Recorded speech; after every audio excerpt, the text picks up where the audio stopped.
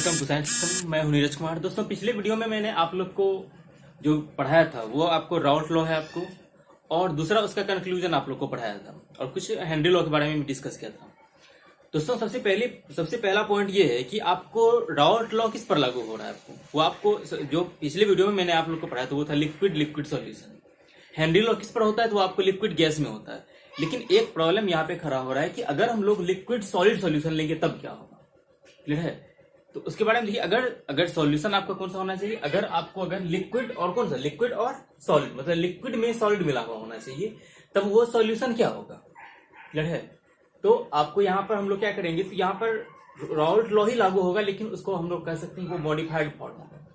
ठीक है, मतलब आप ये जनरल फॉर्म ऑफ, मतलब आप कह सकते हैं राउल्ट लॉ। ठीक है, वो कैसे होता है तो उसको देख लेंगे हम लोग यहाँ पर।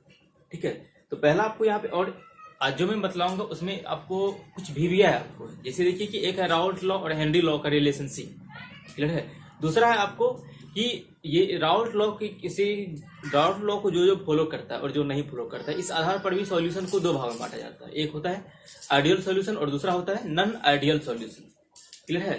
तो इसको भी आपको, और ये क्वेश्चन और एक रिलेशनशिप का, ये दोनों बहुत ही ज्यादा पूछा जाता है।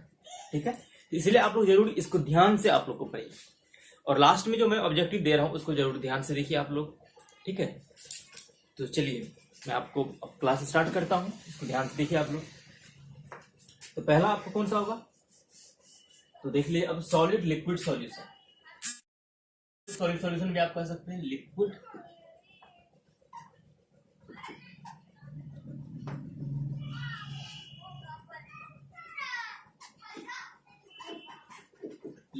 Solid solution.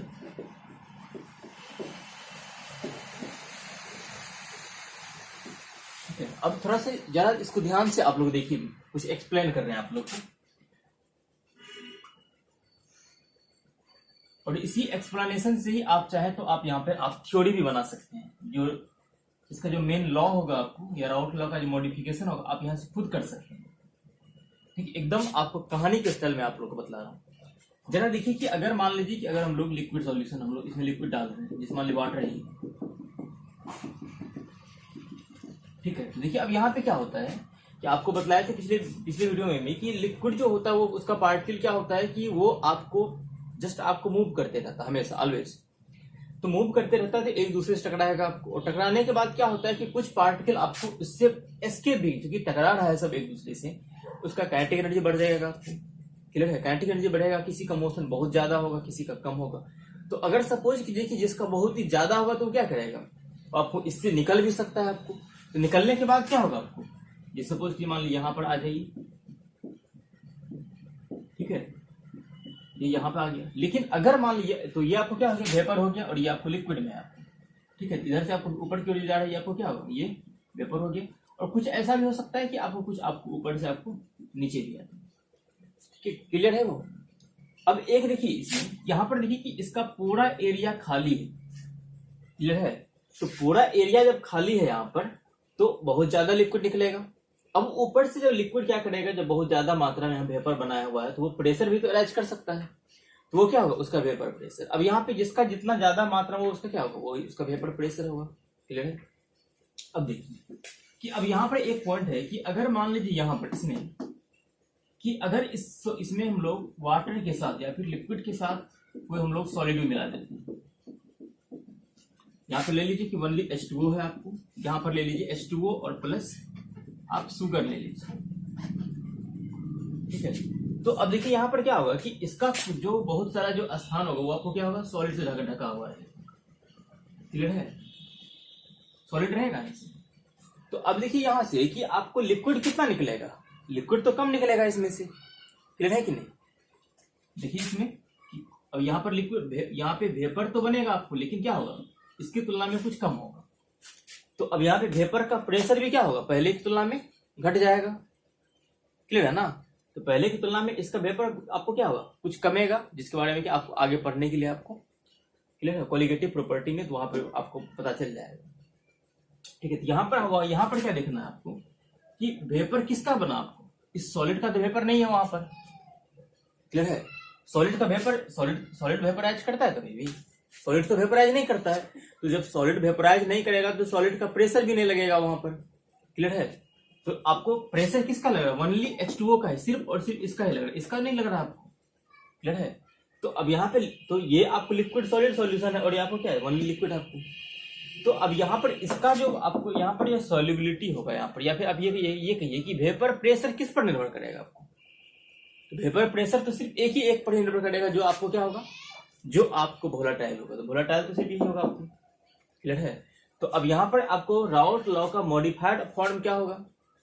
तो आपको कोई भी सॉल्यूशन, क्लियर है, फॉर एनी सॉल्यूशन, क्लियर है, यहाँ पे क्या होगा? Partial pressure is directly proportional to the क्या होगा? Mole fraction of volatile component. तो अब जो भी वोलेटाइल होगा सिर्फ उस पर निर्भर। तो प्रेशर, आपको प्रेशर किस पर जाएगा? वोलेटाइल पर। और ये प्रेशर किस पर? आपको फिर आपको वोलेटाइल का आपको फिर मोल फ्रैक्शन जितना होगा उस अनुसार से हम लोग करेंगे फिर। क्लियर है? तो अब इस सॉलिड लिक्विड जो अब यहाँ पर ये आपको सॉल्यूशन बना है आपको, तो इसका वेपर प्रेशर किस पर निर्भर करेगा आपको? तो और इसका जो वेपर प्रेशर होगा वो आपको इसमें जो वोलेटाइल कंपोनेंट होगा उसके पार्शियल प्रेशर पर निर्भर करेगा। और फिर इसका पार्शियल प्रेशर किस पर निर्भर करेगा? तो वो आपको निर्भर करेगा किस पर? वो करेगा आपको वोलेटाइल कंपोनेंट के मोल फ्रैक्शन पर। क्लियर है ना? तो अब यहाँ पे लिख सकते हैं आपको इसके लिए liquid solid solution can be explain by किसके द्वारा? By modified form of Raoult law. Clear है? या फिर आप ये भी कह सकते हैं कि टू ओबे राउट्स लॉ और किसके लिए? Liquid solid solution it can be modified by the following. ठीक है? और आपको हिंदी में क्या होगा? तो राउट लॉ को पालन करने के लिए इसे निम्न प्रकार से हम लोग दर्शा सकते हैं। ठीक है? देखिए,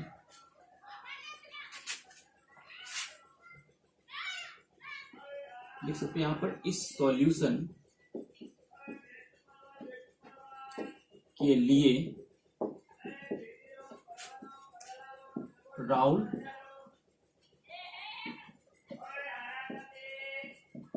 राउल्स लॉ को निम्न प्रकार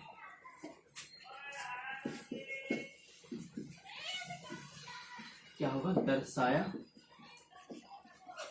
जा सकता है।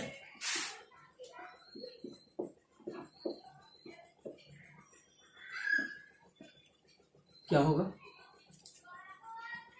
देखिए तो क्या होगा? किसी भी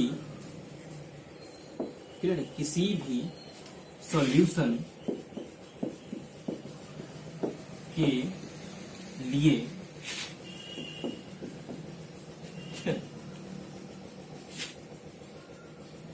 सॉल्यूशन में, देख लीजिए यहाँ पर सॉल्यूशन में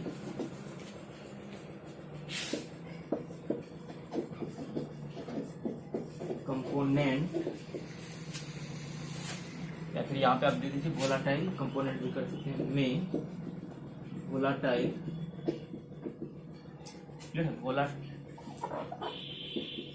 वोलेटाइल कंपोनेंट का पार्शियल प्रेशर उसके मोल फ्रैक्शन का सीधा समानुपाती होता है।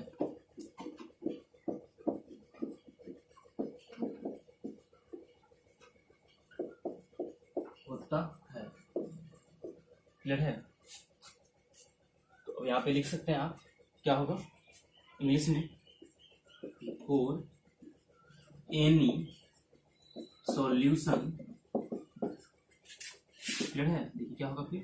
Partial vapour of any volatile component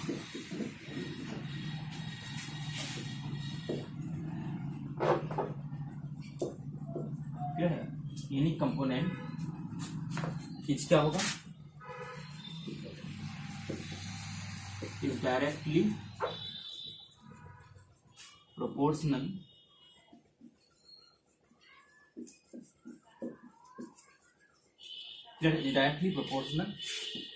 to the क्या होगा, to the mole fraction, क्या है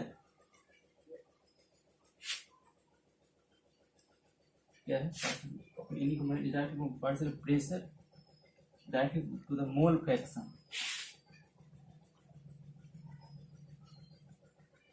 टू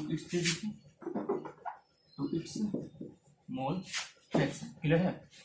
तो अब इसको देखिए कि अब इसको हम लोग आगे यहाँ पे देखते हैं इसको।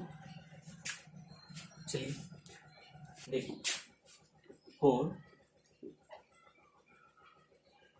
वोलाटाइल कंपोनेंट क्या होगा यहाँ पर, तो P1 या अगर इसको मानते हैं यहाँ पर ये क्या होगा, P0 1 इंटू क्या होगा x, इतना ही होगा आपको। लेकिन फिर फॉर नन वोलाटाइल के लिए क्या होगा, या फिर फॉर सॉलिड के लिए क्या, नन वोलाटाइल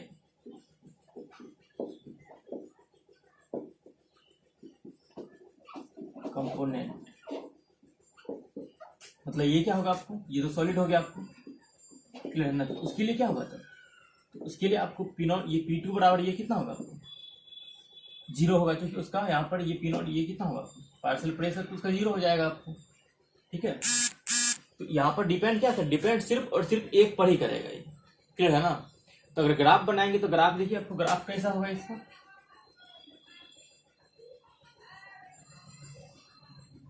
तो यहाँ पर अगर आप अगर P1 को यहाँ पर अगर प्रेशर यहाँ पर, तो ये तो मोल फ्रैक्शन का होगा, यहाँ पर ये नीचे में मोल फ्रैक्शन, और ये क्या होगा पार्शियल प्रेशर होगा, पार्शियल प्रेशर।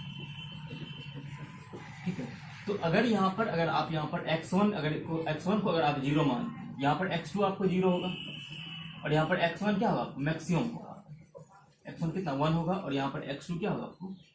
लेकिन अब यहाँ पर देखिए कि x1 यहाँ पर 0 है और ये वोलाटाइल है, लेकिन बाद में तो ये मैक्सिमम होगा ना ये, ठीक है, इसका वैल्यू तो मैक्सिमम होगा आपको। इसको आप अगर ऐसे दिखा रहे हैं यहाँ पर, तो अब दूसरा का क्या होगा, इसका फाइनल वैल्यू भी क्या होगा, ये भी आपको x1 यहाँ पर तो 0 होना है, लेकिन यहाँ पर भी क्या होगा इसका वैल्यू, वो भी 0 ही होगा। क्लियर है? क्लियर है, ये इसका ग्राफ ये होगा आपको। ठीक है, और यहाँ पर क्या होगा, ये आपको इसका क्या होगा P0 1 होगा ये, ठीक है, हो गया। और इसका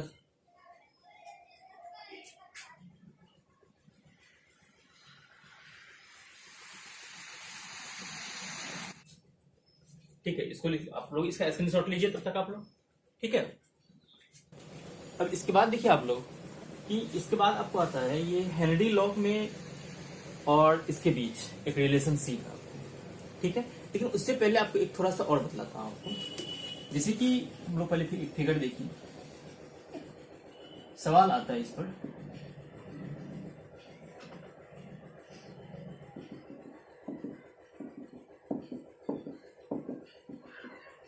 कि इसमें से जो आपको यहाँ पर जो वेपर अभी बना था, जस्ट मैंने आप लोग को बतलाया है, क्लियर, ये आपको क्या हो गया वेपर, और ये आपको क्या है लिक्विड।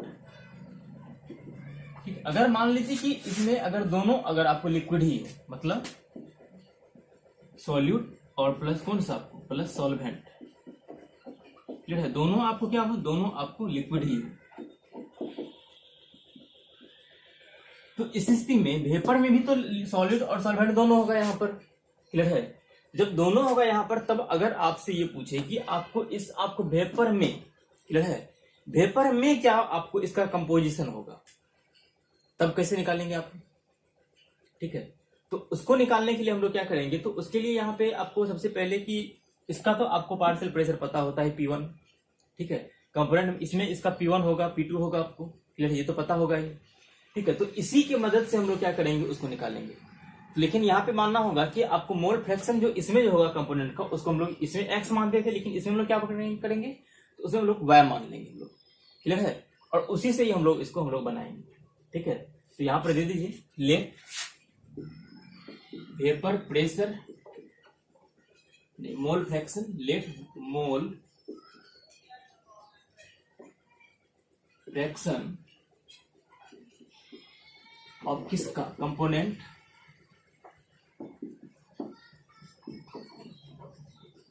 किसमें, इन वेपर। वेपर में क्या होगा आपको, इसको हम लोग y1 और y2 etc क्लियर, ये हम लोग मान लेते हैं। तो अब इसके बाद अगर आप चाहेंगे तो आप निकाल सकते हैं इसी से ही, क्लियर है।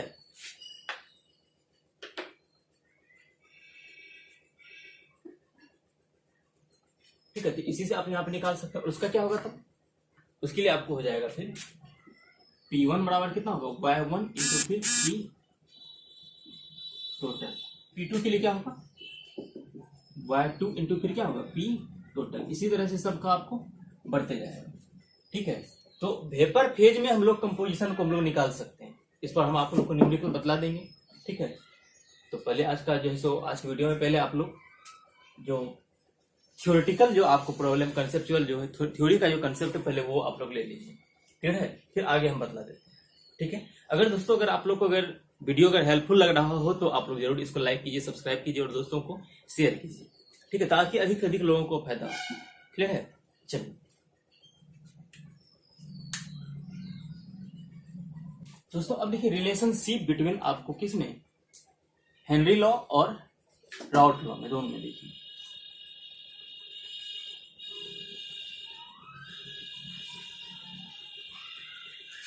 आप कह सकते हैं यहां पर इसका है कि एक्सप्लेन, आप क्वेश्चन ही देखिए, और explain Raoult's law is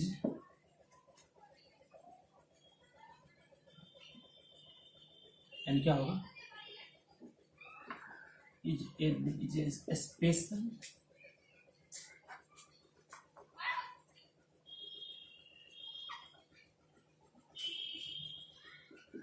special case of किसका, ऑफ हेनरी लॉ। मतलब क्या होगा, हिंदी में क्या होगा इसका, देखिए राउल्ट लॉ मान लीजिए हेनरी लॉ का स्पेशल केस है, विशेष स्थिति आप दे सकते हैं, विशेष ये स्पेशल केस है। ठीक है, समझाएं। ठीक है, तो कैसे होगा ये, तो उसको देखिए यहाँ पर कि अब सबसे पहले देखिए यहाँ पे कि फ्रॉम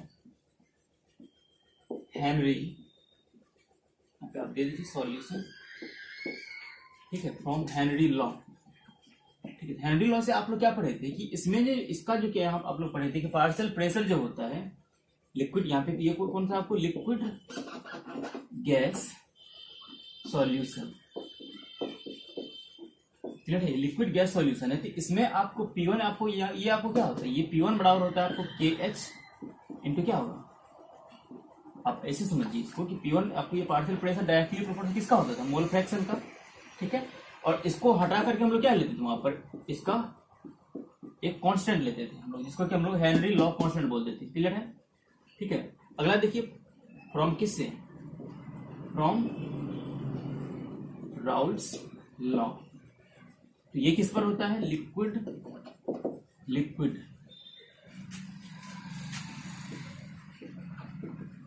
सॉल्यूशन, उसी में था ना। उसमें देखिए यहाँ पे क्या था कि आपको यहाँ पर P1 क्या होगा, P1 बराबर आप ले देखिए लिक्विड सॉलिड भी ले सकते हैं यहाँ पर। ठीक है, बस ये दिखाना है कि यहाँ पे ये लिक्विड गैस का है और ये हम लोग कन्वर्ट, ये हम लोग मतलब लिक्विड को हम लोग गैस में हम लोग बदल सकते हैं, उसी को यहाँ दिखा रहे हैं। तो P1 बराबर यहाँ पे क्या होगा, तो इसके लिए हम लोग लेते हैं P01 इंटू क्या होगा x1। अब देखिए कि दोनों में अंतर क्या है, अगर सेम टेम्परेचर पर ही अगर हम लोग बात कर रहे हैं यहाँ पर, तो दोनों में अंतर क्या है, दोनों में अंतर सिर्फ और सिर्फ इसी का ही, इसमें ये है और इसमें ये है। अब देखिए कि अगर मान लीजिए कि अगर हम लोग अगर आप ऐसे समझिए कि अगर हम लोग इस लिक्विड को अगर गैस के रूप में कन्वर्ट कर देते, ठीक है, तो उस स्थिति में तो आपको दोनों बराबर होगा ना। यहाँ पर तो सिर्फ टेम्परेचर का डिफरेंस इसीलिए ऐसा हो रहा है, ठीक है। नहीं तो क्या होगा आपको, नहीं तो दोनों आपको क्या होगा, दोनों का वैल्यू तो बराबर हो जाएगा।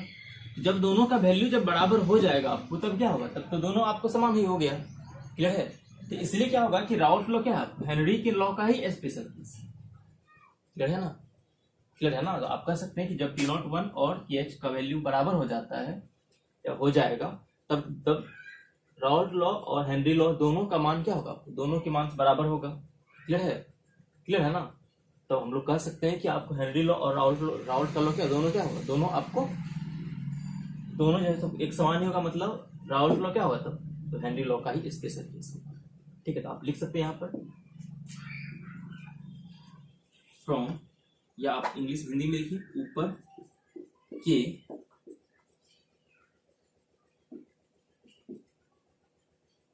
डी हुआ डिस्क्रिप्शन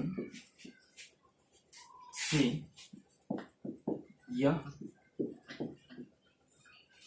पता चलता है कि क्या होगा, जब KH और किसका होगा, KH और P01 दोनों का मान बराबर होता है, या बराबर होगा, दीदी बराबर होगा, तब राउल्ट लॉ हेनरी लॉ के समान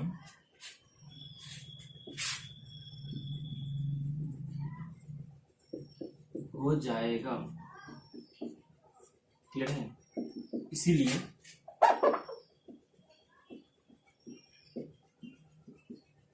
क्या होगा, राउल्ट लॉ हेनरी लॉ का स्पेशल केस है। क्लियर है। ठीक है, तो आप लोग इसका स्क्रीनशॉट ले लीजिए। ठीक है दोस्तों, अब देखिए आप लोग को राउल्ट लॉ के अनुसार से जो है वो सॉल्यूशन को दो भाग में बांटा गया है। क्लियर है। राउल्ट लॉ के अनुसार सॉल्यूशन को दो भाग में बांटा गया है। क्लियर है। तो उसको देखिए कि कैसे बांटा गया है। ठीक है, देखिए according to Raoult's law solution क्या होगा, solution is divided into two categories।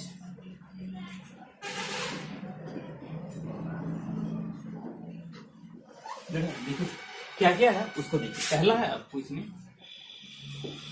Ideal, Hindi में क्या होगा देख लीजिए। राउल्ट लॉ के अनुसार क्लियर है विलियन को दो भागों में बांटा गया है। क्लियर है। राउल्ट लॉ के अनुसार विलियन को दो भागों में बांटा गया है। ठीक है, देखिए पहला क्या है, आइडियल सॉल्यूशन, हिंदी में क्या होगा, आदर्श विलियन। क्लियर है। और दूसरा क्या होगा, नॉन आइडियल सॉल्यूशन। क्लियर है। इसको आप कह सकते हैं कि अनादर्श विलियन। ठीक है, तो पढ़ना आपको अब आज जो है सबसे पहले इसको देख लीजिए क्या क्या होगा। तो पहला हम लोग देखते हैं आइडियल सॉल्यूशन। ठीक है, तो इसका होगा कि जो आपको सॉल्यूशन, क्लियर है, आप कह सकते हैं कि वे सभी सॉल्यूशन जो राउल्ट के नियम को पालन करता है उसे राउल्ट का नियम कहते हैं, ये उसे आइडियल सॉल्यूशन कहते हैं। क्लियर है, आप कह सकते हैं इंग्लिश में क्या होगा कि ऑल द सॉल्यूशन विच ओबे, क्लियर है, या फिर द सॉल्यूशन भी आप दे सकते हैं, the solution which obey Raoult's law, clear, is called ideal solution. Clear है, तो आप लिख सकते हैं यहां पर कि वह विलियन, क्लियर है, या सॉल्यूशन दे सकते हैं यहां पे, जो राउल्ट्स के नियम को, क्लियर है, पालन करता है, क्लियर है, पालन करता है, यानी राउल्ट्स लॉ दे दीजिए यहाँ पे, क्लियर है, राउल्ट्स लॉ को पालन करता है उसे, क्लियर है, आइडियल सॉल्यूशन कहते हैं, क्लियर है, उसे आइडियल सॉल्यूशन कहते हैं। ठीक है, तो अब देखिए कि इसका विशेषता क्या क्या है। ठीक, पहले आप एग्जाम्पल देखिए पहले। ठीक है, तो इसका विशेषता क्या है कि मान लीजिए कि कैसे पालन करता है, आइडियल क्यों हम लोग बोल रहे हैं। ठीक है, तो आइडियल का मतलब पहले आपको बतलाते हैं, पहले एग्जाम्पल आप लोग देख लीजिए। एग्जाम्पल इसका है आपको, जैसे बेंजीन है आपको, benzene plus toluene, NH plus NH, chloro ethane और प्लस ब्रोमो इथेन, ये इसका एग्जाम्पल है। अब देखिए इसका कंडीशन क्या क्या है आपको। देखिए आइडियल का मतलब होता है कि आपको इसमें आप सिंपल समझिए कि इसमें चेंजिंग नहीं आना चाहिए, मतलब जो चीज अभी आपको पहले से लग रहा हो वो बाद में भी सेम वैसा का वैसा ही होना चाहिए। ठीक है, अब जैसे मान लीजिए एक आइडियल मैन, हम आपसे पूछे आइडियल मैन किसको कहेंगे। आइडियल मैन का मतलब हुआ कि जिसमें किसी भी प्रकार का आपको दोष नहीं है। क्लियर है, वो आइडियल हुआ। ठीक है, तो उसी तरह से आपको यहाँ पर जैसे जो आइडियल सॉल्यूशन जो बना है आपको, तो इस पर राउल्ट लॉ आपको लागू किस प्रकार से होगा आपको।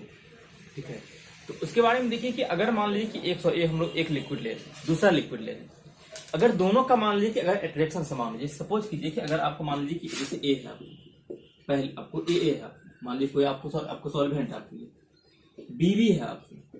ठीक है, और ये आपको क्या है, ये आपको मान लीजिए सॉल्यूट है, दोनों का जो ये बॉन्ड लेंथ है आपको, दोनों अगर बराबर हो, क्लियर है, दोनों का ये बॉन्ड लेंथ क्या है आपको, ये बराबर हुआ।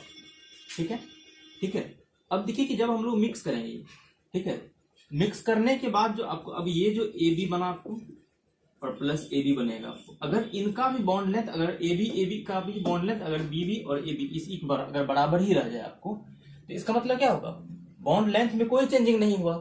तो बॉन्ड लेंथ में जब चेंजिंग नहीं होगा आपको, तो मिक्सर का जो वॉल्यूम होगा, मिक्सर ये जो होगा आपको, इस वॉल्यूम में कोई चेंजिंग होगा आपको, पहले जितना वॉल्यूम था वही अभी रह गया। क्लियर है, तो अपना प्रॉपर्टी चेंज नहीं किया आपको, इसलिए क्या होगा, इसलिए आप अगर ये जीरो रह गया तो आइडियल कहलाएगा। अगर ये बॉन्ड नहीं आपको अगर सेम रह गया तो इंथैल्पी में भी चेंज क्या होगा, कुछ भी नहीं होगा, मतलब जीरो होगा। तो डेल एच और यहाँ पे डेल एच, क्लियर है, और डेल भी, ये दोनों मिक्सचर का क्या होगा, ये क्या होगा आपको, ये भी जीरो होगा आपको। तो यही आपको आइडियल सॉल्यूशन का है। क्लियर है कि उसका मिक्सचर का वॉल्यूम और इंथैल्पी दोनों क्या होगा आपको, वो आपको हमेशा एक समान होगा। और क्या होगा, तो जो पहले से जो बॉन्ड लेंथ था, जो सॉल्यूट और सॉल्वेंट दोनों का जो बॉन्ड लेंथ था, मिलने के बाद भी उसका बॉन्ड लेंथ क्या होगा, वही रह जाएगा। क्लियर है, यही आपको इसका ये कंडीशन ये है और एक कंडीशन ये है। क्लियर है, अगर आप लोग समझ गए होंगे तो इसको जैसे हम आगे लिख के हम डाल देंगे इसको। क्लियर है, क्लियर है ये, ठीक है।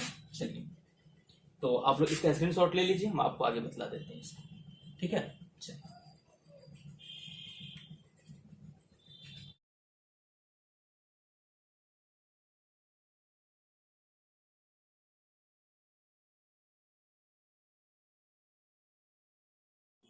अब मैं आप लोग को ऑब्जेक्टिव बतलाने जा रहा हूँ। पहला ऑब्जेक्टिव है, निम्नलिखित में से कौन राउल्ट के नियम को पालन करता है। तो वो मैंने आप लोग को बतलाया था कि राउल्ट का नियम वही पालन करता है, जो पालन करेगा वो आपको क्या हो जाता है, वो आपको आइडियल सॉल्यूशन कहलाता है, और जो नहीं करेगा वो आपको नॉन आइडियल होगा।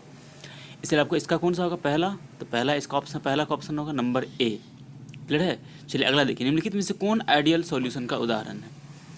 तो इसमें देखिए कि ये सब मैंने आप लोग को बताया, benzene plus toluene, NHN plus NF10, bromoethane plus chloroethane, ये सब है। तो इसलिए इसका कौन सा होगा? ऑप्शन नंबर डी होगा। Clear all. अगला क्वेश्चन देखिए, राउल्ट लॉ हेनरी लॉ के समान होगा यदि क्या होता है? यदि दोनों का कांस्टेंट बराबर होगा तब। क्लियर है? यदि दोनों का कांस्टेंट बराबर होगा तो कौन सा होगा? Option number A. क्लियर है? तो दोस्तों ये आपको इस वीडियो से संबंधित ऑब्जेक्टिव है। तो इसलिए दोस्तों मैं आपको बतलाता हूँ कि वीडियो बनाने के दौरान ही कि आप लोग जो है सो ज़रूर आप लोग ध्यान से देखिए, क्योंकि जितना भी ऑब्जेक्टिव बनता है वो आपको वीडियो से ही रहता है। क्लियर है? तो चलिए अब हम लोग अगले वीडियो में मिलते हैं। क्लियर है? ठीक।